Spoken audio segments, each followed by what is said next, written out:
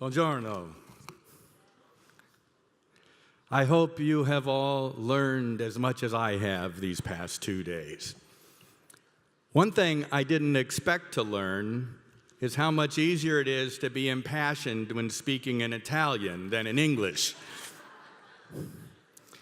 In English, for example, when I say that back when I was in college, I lived in Rome for 4 months, that's a simple statement of fact. But in Italian, abito a Roma per 4 mesi, that's a celebration. In English, where is the train station is a simple request for directions. In Italian, dove la stazione is more like, where do I start my adventure? And in English, hello is a simple greeting. But in Italian, buongiorno has real gusto. Now, my assigned task is to close out the conference on a high note of hope, even with gusto. There are 2 hurdles. I must do it in English because you've just heard almost all of the Italian I still know from about 40 years ago. Second, we live in a time that the prophet Isaiah perhaps had in mind when he wrote some 2,700 years ago in chapter 5, verse 20. For our society now calls evil good and good evil, puts darkness for light and light for darkness. This last is a particularly high hurdle to overcome. For in our era, abortion is celebrated while those who work to prevent it are caricatured as harming women. The Hollywood hookup culture is glamorized, while those like us who defend true marriage of a man and a woman are demonized.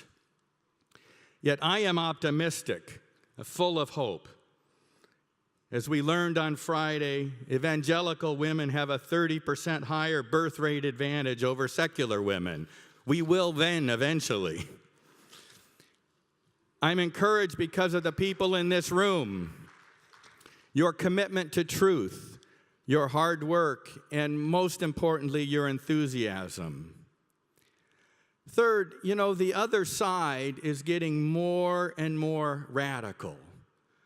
But I'm old enough to know that life is a pendulum, and the further they push the pendulum one way, the harder and faster it will swing back in the direction of truth.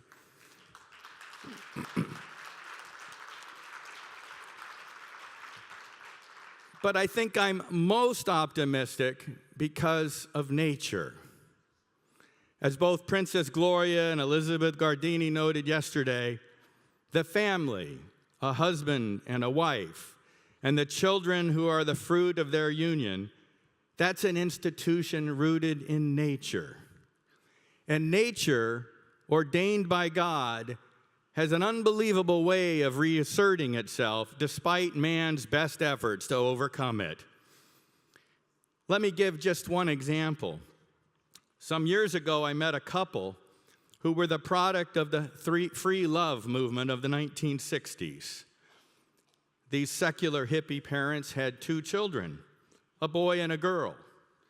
And the parents were bound and determined to raise these children free of sex stereotypes that they believed were imposed upon them by society.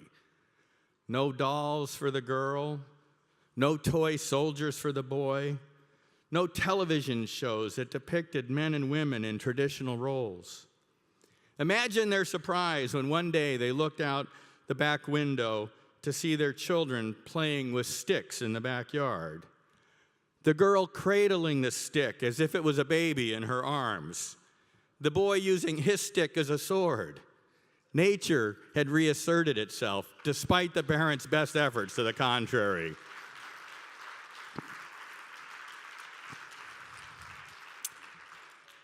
Let me emphasize the point by calling your attention the logo that was designed for this conference and that's been overlooking us throughout the last several days. I don't know who designed it, but my compliments. It is profound on so many levels.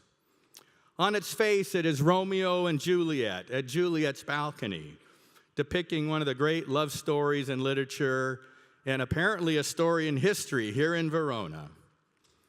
On another level, it reflects the complementarity of the sexes. For when the two halves are brought together, they form a heart, the symbol of love, something new.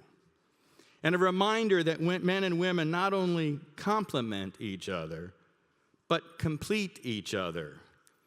And in that complementarity and that completeness, they share in the divine, in the creation of life itself.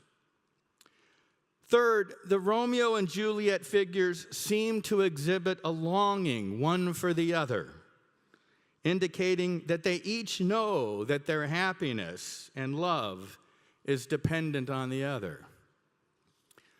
Finally, let me add a layer to the profundity that my reflections on that symbol over the last few days have suggested to me. For I think it suggests a path to success for us. Instead of the longing of Romeo up to Juliet, or of Juliet down toward Romeo, look to the side of each of the characters. To the left of Juliet, to the right of Romeo, are what appears to be the tablets that Moses brought down from Mount Horeb, or Mount Sinai. I know this because I saw Charlton Heston bring them down in the movie of the Ten Commandments. This suggests a longing to live according to the dictates of God, whether revealed to us by reason or nature or by revelation. And it also suggests a longing for the moral clarity that must be brought to bear by our clergy, our shepherds. Moral clarity of the sort spoken of by Archbishop Salvador Cordileone, Patriarch Ignatius Jonan, Sandro Oliveira, Reverend Jim Garlow, Elder Lynn Wardle. They are unfortunately too few. But when they lead, and when their colleagues lead, and the church is awakened, great things can happen. Let me tell you a story just this past month in the United States, in my hometown of Santa Fe, New Mexico. The new political order in New Mexico had decided to repeal an old, unenforced criminal law against abortion. But in the process, they also decided to repeal a conscience protection for those who would not participate in abortion. The Archbishop finally spoke out against the removal of the conscience protection and awakened the laity throughout the state.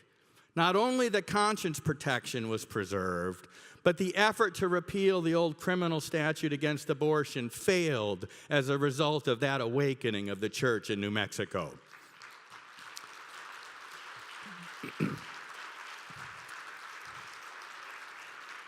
When our religious leaders speak with the clarity that we expect of them as our shepherds, the people will awaken and rise up, and we can accomplish great things together. Thank you all very much.